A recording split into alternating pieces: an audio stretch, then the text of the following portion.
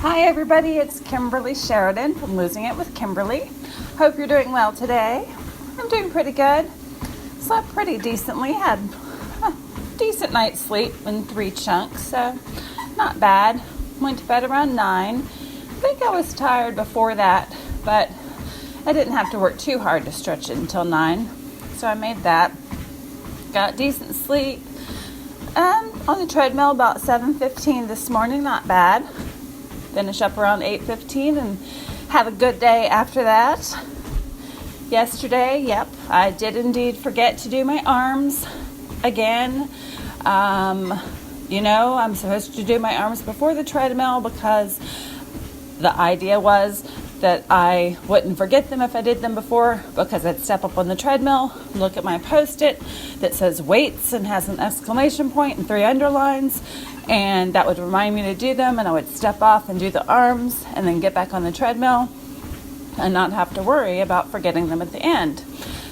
My Post-it is no longer reminding me even when I first step up. It's amazing how quickly I think our brains get used to something being there and just adapt and no longer actually see it.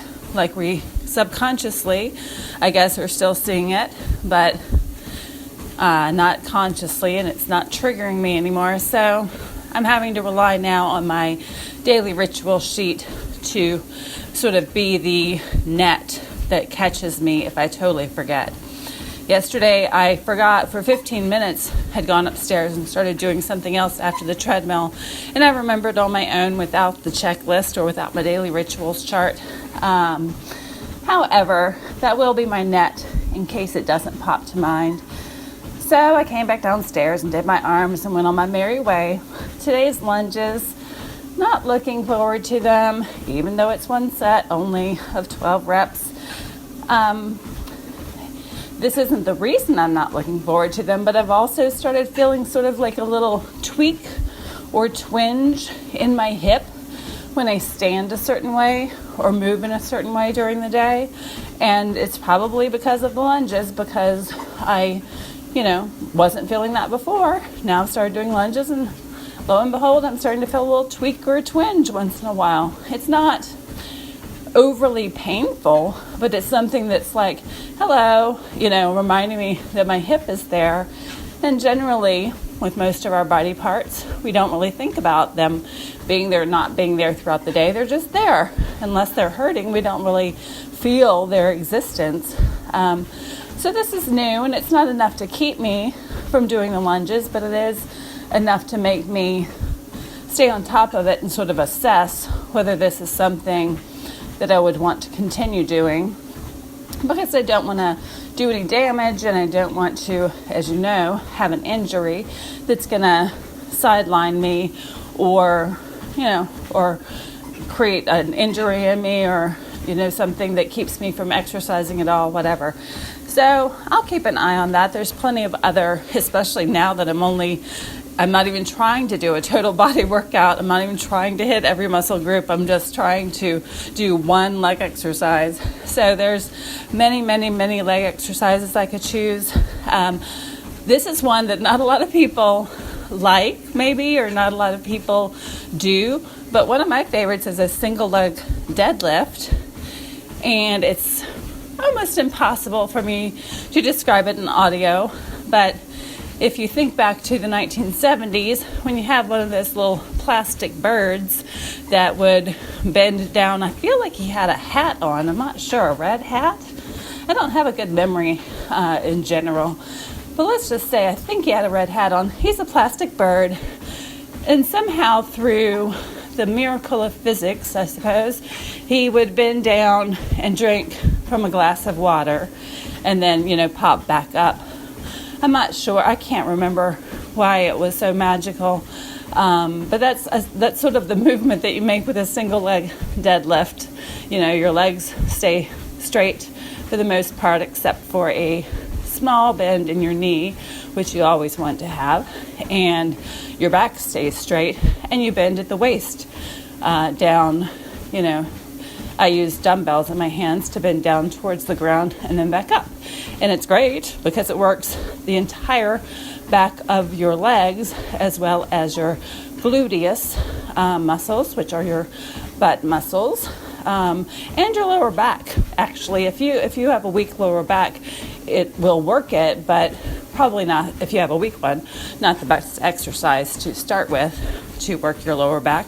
But if you have a general lower back, it's actually a great exercise to improve your lower back strength and stability. So I love it. And it's challenging. I think that's the other part. Sort of like how I would never, ever, ever go rock climbing. However, people that do things like that, I've heard them talk about the fact that it's because it takes all of your focus to do it. That's part of what they get out of it.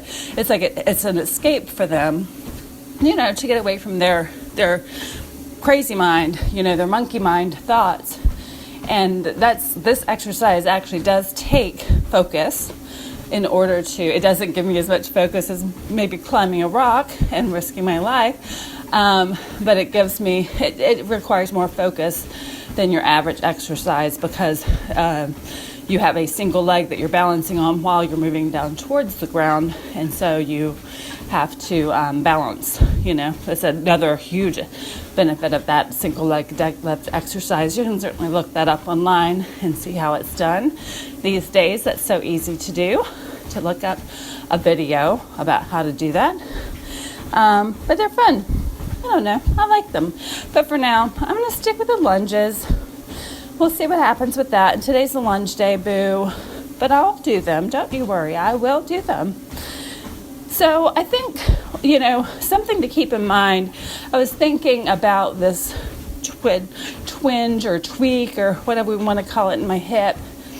And I was thinking, if you're a person that's exercised for years and years and years consistently, you don't really have the experience of someone who is just starting out or someone who exercises for a chunk of months and then doesn't for a chunk of months, then has to pretty much start all over the next time they go back. You don't have that experience. And so pieces of the process are sort of, unless you work with people, which I did, work with people as a personal trainer, worked with clients in all categories, some who were trying to maintain where they were but just grow a little bit, and some that were starting from zero, and some that were getting back into it after an absence, whatever. But it's a different experience to be getting back into it versus just maintaining and building upon. And so I now fall into that category of getting back into it. And I've fallen into that category, a handful of times over the past decade as I've tried to reincorporate exercise into, a regular part of my life. And as I mentioned, time has been the most critical piece for me. It's not knowledge. I know what to do. It was time, because time that I dedicated toward that would be taking away from time that I need to dedicate toward doing something for my children or my mother or making money to support my household, like all three critical, non-negotiable, essential activities. It wasn't taking away from leisure because I had no leisure time. So, I've worked 7 days a week for years and years and years. I enjoy, in general, I enjoy the work that I do. And so I don't mind. I don't have a problem with working every day a little bit. It's just if you don't have any leisure built, the whole concept of working every day would be like have leisure built in to have a flexible schedule so you can do something quote unquote personal life wise on a work day or a weekday, because you have your work built in around your lifestyle, and that's good. But if you have all those spaces between work being essential activities of people who are dependent upon you, such as children or an elderly parent or a spouse, or a partner with health conditions, there's no leisure, right? So that's not what I want. So I've tried to put, exercise as a priority a number of times throughout this past decade, and at times I've made some progress, measurable because I track everything. So I've made some measurable progress in terms of losing inches, losing pounds, having a lower BMI, a body mass index, which we'll talk about one day. It's not always indicative of a good indicator of your health or well-being, the BMI, that is. So I've made, improved my cardiovascular ability, improved my flexibility, balance, etc. But then when one of my primary areas caught on fire again, because they were always smoldering, right? They always needed to be tended, basically. My children, my mom, my household, management, including finances and income, as well as managing the money. When one of those would catch on fire again, I dumped the whole thing and just have to lose all the progress I'd made. So I've been a beginner, not a beginner because I've always had the knowledge, but I've had to start over many, many, many times, and so I understand the motivational challenges that come with that, as well as the physical challenges that come with that. You really do have to sort of allow yourself to wipe the slate clean and just say, I'm not focused on regaining what I've lost. I'm focused on, this is where I am now, not looking backward, and this is where I want to go, and what do I need to do to get there? And sort of get rid of the baggage, of what's happened in the past, whether that's with your weight, whether you've been a yo-yo dieter that's lost and gained weight, many times, and there's an emotional weight that comes with having a history of yo-yo dieting, because you feel bad about it, or whether that's about getting in shape, and in the past you've been able to lift this many pounds at this exercise, or walk this distance, or walk or run this speed, or whatever you've been able to achieve, do this many push-ups, whatever you've been able to achieve at your peak, and then for whatever your circumstances are having to start over, it's easy to look back and say, well, I used to be able to X, Y, Z, and think I need to get back to that in order to be okay, or in order to be, back where I want to be, but we do have to sort of do away with that thinking and start where we are, for me, I've had times that I've tried to get back into it over the last decade, but net today, as you're joining me, I'm only, roughly a month into starting over again from scratch. Basically, I've lost everything that I have done, those various times of trying to get back into exercise over the last 10 years. I've lost all that again. I'm starting from scratch, and I'm now 10 years older. The last time I was truly in great shape was 2008. So I'm 12 years older, so not only has time passed and I've lost the physical conditioning, but, 12 years from 40 to 50, 40, well, I guess I will be 52 this year, right? So from 40 to 52, a lot changes with a woman. So I just have to accept where I'm at now and reconfigure and recalibrate, and see where I want to go from here. And as I've mentioned in previous audios, I'm not really sure where I want to go from here, and I'm not really sure where I can go from here. I the other day saw an article about a 74-year-old woman who was a bodybuilder, and competitive bodybuilder, and she was really ripped, of course, because she's a competitive bodybuilder. So I do believe in the human body's ability to condition itself as you ask more and more of it, as you build up the ladder of what you are doing physically. Obviously I have no desire to be a bodybuilder, but whatever you desire and whatever I desire, we do have the ability to condition from where we are forward and make improvements. All of us are going to be limited based on any illnesses we have, injuries we have, genetics. There are limitations. Could every 74-year-old woman do what this woman did? I don't think so. Probably not. I mean, we can all condition ourselves, but it's a matter of where you're starting, when you're starting. It takes a lot of time. I mean, if you look at people that are in good shape, they're investing time. I used to, before they discontinued it and made it special order, I used to get a magazine called Muscle and Fitness, Hers. And as I've said, I've never desired to compete in any level regarding my body. But the articles and the photos and the workouts included in this magazine were more motivating for me than those that appear in magazines that you might find on the newsstand. I don't even know what's available anymore because so many magazines have gone out of business. But,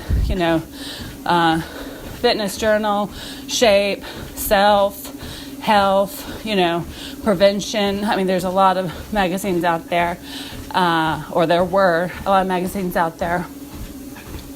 And, those have more generalized articles for the mainstream public. But since at one point it was in great shape, I really wanted the next level up. And this magazine provided that for me. And those are the photos that still motivate me today. But what I've recognized a long time ago, and what I continue to know now, is that takes effort. To look a certain way takes effort. And you have to not only have the time. So I could have swaths of time. You could have swaths of time. Two things. Number one, you've got to want to look a certain way in order to do what's necessary to get there. And number two, you have to be willing to do what's necessary to get there. And as I mentioned, my number one priority is health. It's interesting. My number one priority is health. That's the thing that I think about when I'm thinking about exercising. However, how I look, or at the very least, how I fit into clothes that I already own, that I want to wear, and I think are cute, and I don't want to buy a whole new wardrobe, how I fit into the clothes that I already own is the thing that excites me. So health doesn't excite me. I mean, I shouldn't exactly say that, because when I was in really good shape, it was a thrill. Honestly, I ran a 10K, and again, I don't care about speed at all. I never have cared about speed when I'm running a 10K. I was usually running it with a friend. We were just doing it for kicks and giggles, right? And it was in Richmond, Virginia, which is like one of the flattest. I mean, it's completely flat. So it has to be one of the flattest 10K races in the world. And I remember one year at the end, and I'm going to look up the years that this happened, but one year at the end, we finished, and a 10K is 6.2 miles. At the end, I was just like, I didn't say this out loud because she was in good shape, but she wasn't in excellent shape. But I thought to myself, I want to do it again. Like right then, I had so much energy. I wanted to run again, and it was just the high. It had nothing to do with time or showing off or whatever. I just had so much energy. And boy, would I love to feel that way again. I think at that time I was conditioned to run. I'd run around my neighborhood. That was the fastest I'd ever been in my life. Between the ages of 38 and 40. Those were the only 2 years I was in, what I would call amazing fitness. And so I wanted to, lost my train of thought. Oh yeah, running around my neighborhood, which was not hilly, but definitely had some inclines throughout it. I was running 7.2 miles per hour.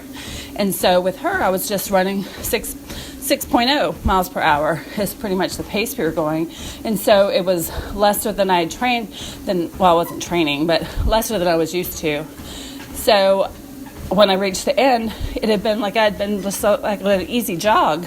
Whereas now I couldn't even run 6 miles per hour. I guarantee you I'd be laying on the floor if I tried to run 6 miles per hour right now. So when I reached the end of that race, I thought to myself, I want to do it again. And it was just the energy, the high, the energy of just, I don't know, feeling that, that everything worked. Everything felt good, And a couple other examples during that time in my life I remember are bounding upstairs. Like now, as I mentioned, I don't completely lose my breath anymore going up 2 flights of stairs in my home, or 1 flight carrying a bag of laundry or a basket of laundry. But it was within the last few months that I did, But I remember during the time I was in really great shape, bounding upstairs and not losing my breath at all, bounding. And I remember another situation where this was definitely during that time. I was still with my husband. We took our son to the park, and we also had our daughter at the time. So I think he had our daughter, and our son took off, because you know how kids are when you get them to the park. They just take off, and they head towards the jungle gym. And all parents know that those jungle gyms it's not like they're closed in where once the kid goes up there, they can't fall off in either case. There's always a pole that bigger kids can go and slide down, and smaller kids could literally fall off the edge of the jungle gym and bust their head open on. So as soon as my son took off, I took off running. And this man that was passing said, he was with his wife, and he said, "Where'd you get all that energy?" I said, "I went to the gym today." And I wasn't, that's just what came out of my mouth as I'm running past him, focused on catching my kid before he gets into a place, where he's in danger. Because I'm sort of a cautious person, that imagines the worst, especially with a kid that, most kids are like wind-up toys, right? They're just like, it's like they're fully wound up, and as soon as you set them on the floor, they take off. So I remember the feeling of being just full of energy and feeling just amazing. And granted, like I said, this was between the ages of 38 and 40, and that's when they say women, are at their prime. So maybe I could never feel that way again, but boy, would it be great to feel that way again, and to feel, just like, I don't know, just feel amazing. Basically, there's no other way to say it, and I don't know if it's possible, but it's certainly a motivator for me, to feel that way again. And I'm going to do what I can do, within reason, to see if I can get back to that level, feeling that good. So there's a number of motivators. I mean, health, when you get scared about your health, like, if you're whatever age I was when I did this, I must have been in my upper 40s when I truly feared that I might have had a heart attack when I was down all the time at my mom's caring for her. I always felt a certain spot in my chest that I was aware of, like it was a dot. It wasn't in pain, but it was just a certain spot, like as big as a fingertip, that I could touch. And it was, again, not in pain even when I touched it. But like, why am I aware of this spot? Like, why does this spot, and she didn't do anything other than an EKG to see that did I just say AKG? If I did, EKG, to see if I had any indicators that I'd had a heart attack. But that spot, my chest would feel like it was being not compressed from the top, like when they say an elephant sitting on your chest, but like squeezed all around, like where your bra is. Sometimes I'd have to unhook my bra just because it wasn't tight on a regular basis, but it would feel like I was just being squeezed all around my my chest area and rib cage, I guess right below my breast area. There's just, I can't even remember what else, but there were just some physical indicators that weren't normally there that were there and were there, often enough for me to become alarmed about them. So while health is a motivator, when you are scared about what could be happening, for me, it's hard to hold on to the tangibility of that being the motivator for me being here on the treadmill every day, for an hour. So what really is the motivator, honestly, is being able to feel the way I felt when I was of that amazing energy level back when, and to fit into these clothes that I own. Like I said, I don't want to buy a whole wardrobe. And when you work at home and only have client contact online and don't have a social life because you have no leisure time. So every day, all day is filled up with working or somebody else's needs who's a dependent on you. I didn't have a social life. And shortly before I had started going down to my mom's for my son who has Asperger's, we had moved to a different community. I was divorced from my husband with shared custody, so we actually moved an hour away from where we had previously lived, and my friends were already, 20 minutes in the opposite direction from where I was living, because when we had purchased a house, we had moved away from the area that I had met all these people. And so my friends were already 20 minutes away from me. Then I moved an additional hour away. And the area I live in, the traffic, is very bad on the highways. And so it became an impossibility, just to meet somebody for coffee, that I already knew, right? So essentially I could have moved, for all intents and purposes, I could have moved 3 states away because it was not possible to just, hey, let's meet up, for 30 minutes, and that's the most I probably could have eked out of leisure. So the point being that I haven't had to wear my cute clothes, so I've just been able to exist in a certain number of my clothes, or I bought bigger ones, but I really don't want to have to buy an entire new wardrobe. I want to go back to these clothes that I like and I think are cute and traditionally, fit me. I mean, even if like right now, I'm 181, 182, even if I lose to, 65, I could probably wear these things, without a problem. I don't know. I'd have to see, but I would think so. And along the way, I have purchased some things. I'm not saying I'm going to fit back into what I used to wear at 132, because I'm not. Definitely. I do still own them, but, and I didn't have many because it was only a couple of years that I weighed that. Truly, I wanted to actually talk about that. I did not even start running on a treadmill until I was 38. So up until then, I had done throughout my lifetime from 18 to 38, so 20 years. I'd done all sorts of exercise classes. I'd done aerobics. I'd done the elliptical trainer. I'd done the stair climber at the gym. When